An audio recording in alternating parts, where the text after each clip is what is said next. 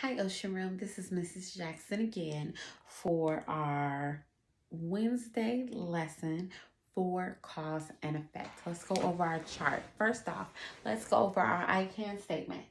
I can identify cause and effect within a nonfiction text. Our hot words are cause and effect. Effect is what happened. The cause is why it happened. How can you find the cause and effect in a nonfiction text? I'm glad you asked.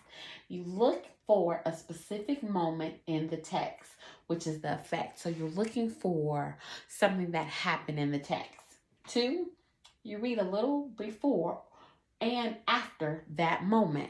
So you look at something that happened in the story, you read a little bit before, and you read a little after. After that, you look for evidence of why the effect happened. That is called the cause. Effect is what, the cause is why. Effect is what, the cause is why. Why do you all need to know cause and effect in a nonfiction text? I'll tell you why. Good readers figure out cause and effect to help them understand why events in a text happen. So we're going to continue reading the picture book of Thurgood Marshall. And I want to let you know what a biography is. A biography is a true story about a person's life. Everyone say Thurgood Marshall. So yesterday we had left off that Thurgood Marshall, we know that he changed his name because it used to be Thorogood, but in his younger years he just got tired of spelling it, so he changed it to Thurgood. We know that he loved law.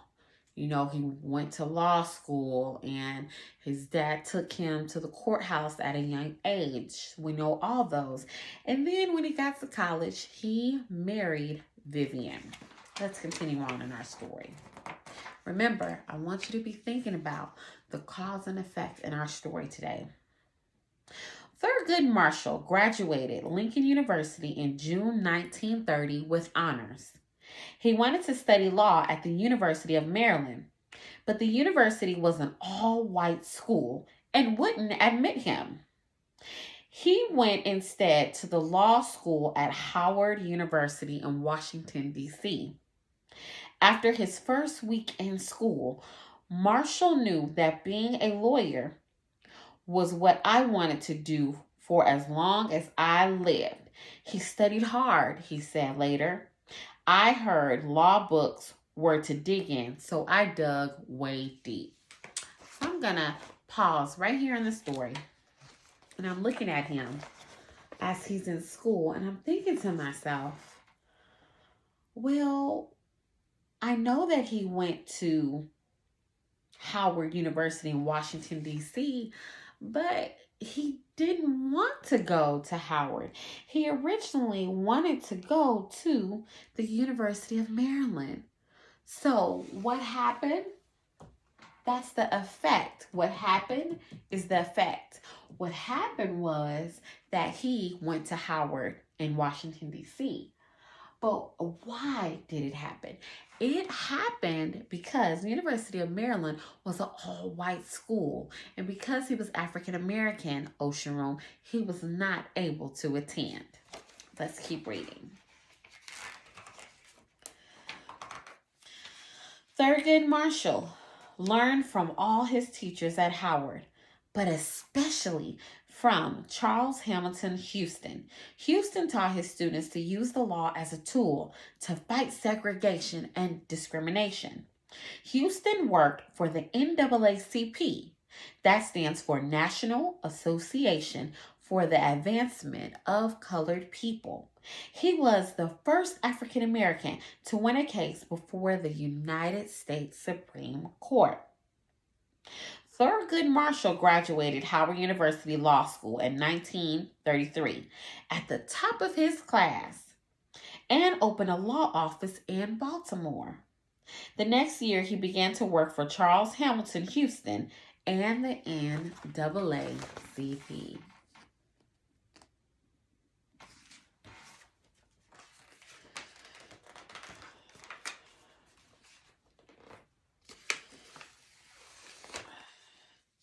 In 1935, Thurgood Marshall scored his first victory against segregation.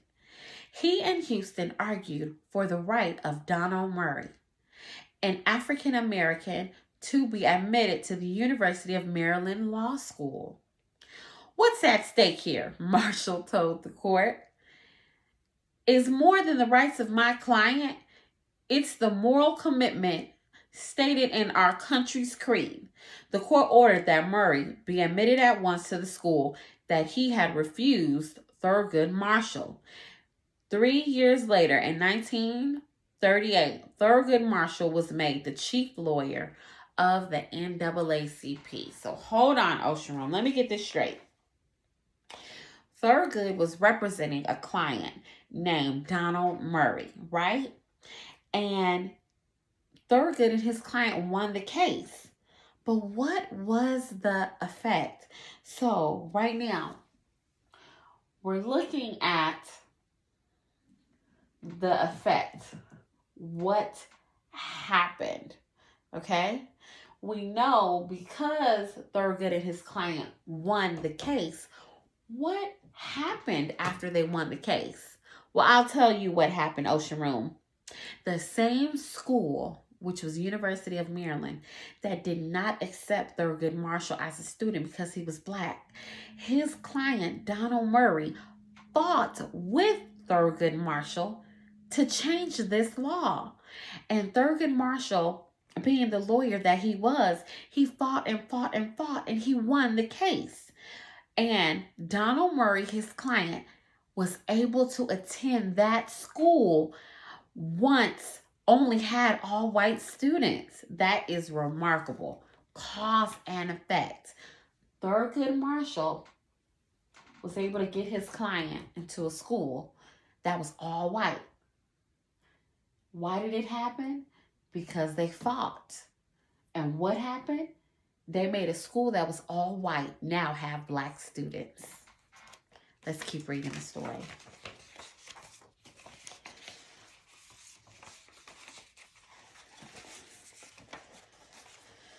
In 1940, Thurgood Marshall argued his first case before the Supreme Court.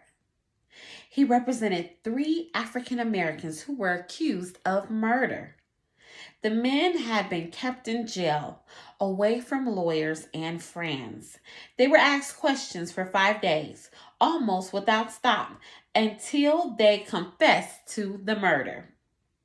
Thurgood Marshall argued that the men had been forced to confess.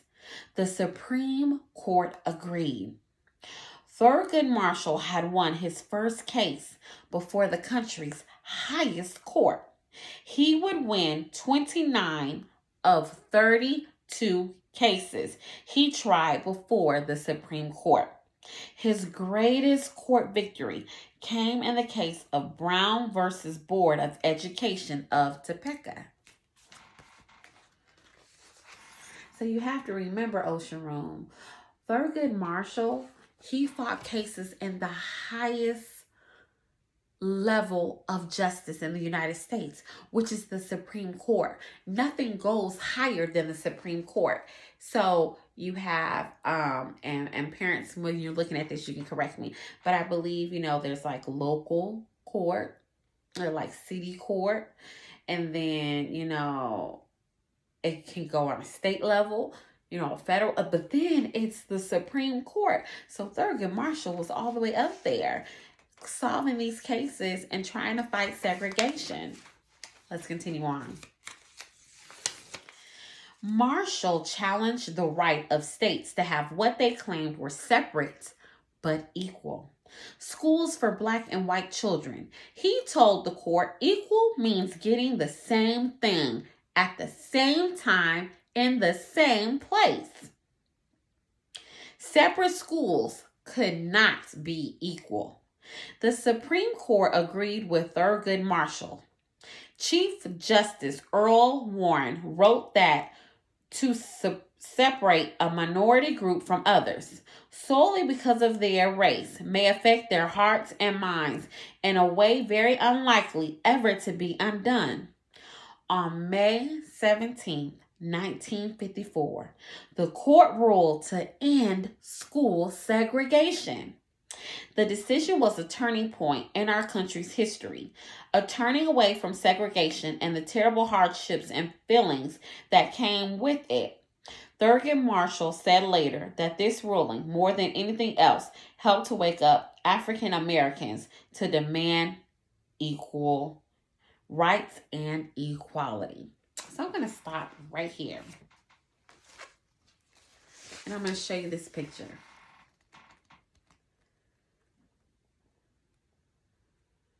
I want you to think about it. I want you to take a moment. Back then, and I talked about this Ocean Room before, back then, schools were either all white or all black. There was no in between. And that word is called segregation. So African Americans had their own halls, had their own water fountains, had their own bathrooms, where whites had their own halls, their own schools, their own water fountains. But when segregation ended, it brought all of that separation and brought it together. And that is what Thurgood Marshall did.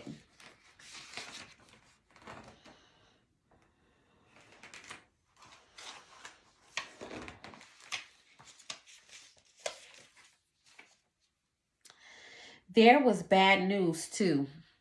In 1954, for Thurgood Marshall, his wife Vivian told him she had cancer. Marshall stopped working to stay home with her. She would have done the same for me, he said. Vivian Bury Marshall died in February 1955. Later that year, Marshall met Cecilia Siat, a woman who worked for the NAACP. They shared many interests and loved being together.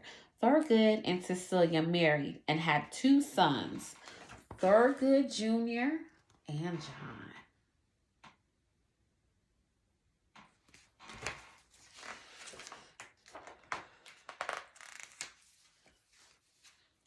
Even after Brown versus Board of Education of Topeka, the end to segregation did not come quickly or easily.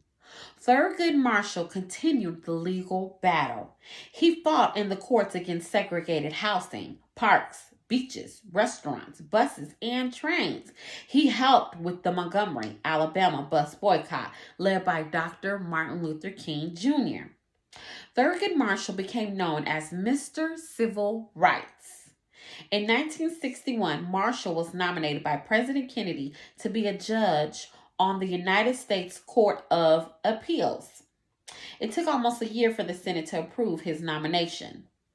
4 years later, President Johnson appointed him United States Solicitor General, the government's top lawyer. This time, the nomination was approved in just 1 day. On June 13, 1967, President Johnson nominated Thurgood Marshall to be Justice on the Supreme Court. Oh my goodness, he got all the way to the top. He was its first African American judge. That's awesome. President Johnson said, "It is the right thing to do, the right time to do, the right man, and the right place. He deserves the appointment." So I'm going to stop right here. Why was he called Mr. Civil Rights?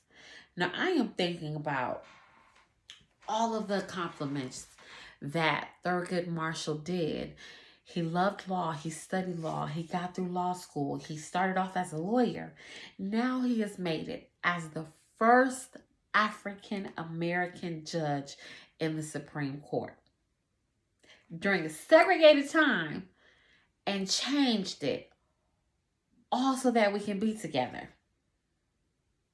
So why was he called Mr. Civil Rights? I'm going to tell you, because he never gave up. He fought for equal rights. He fought for equality.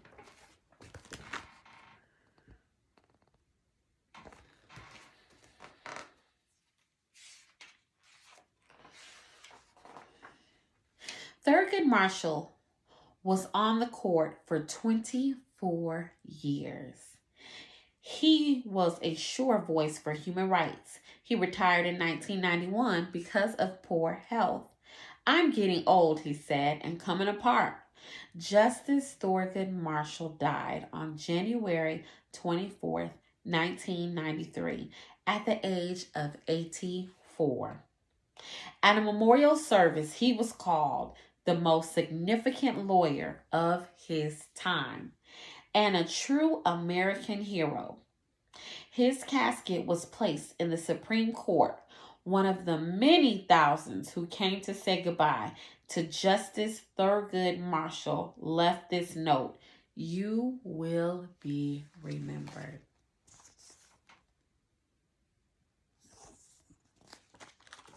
Did you guys enjoy that story? I hope that you did, because it is a really good inspirational story about one of our African American heroes who made their lives and basically fought all of their lives so that we can have these opportunities that we have. So I'm going to show you just a couple of pictures. This is a picture of Thurgood Marshall. At the highest level, because you have to remember, he was the first African American judge in the Supreme Court. This is what the Supreme Court looks like.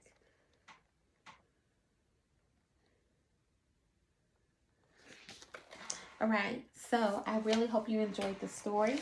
Let's go over our I can statement one last time.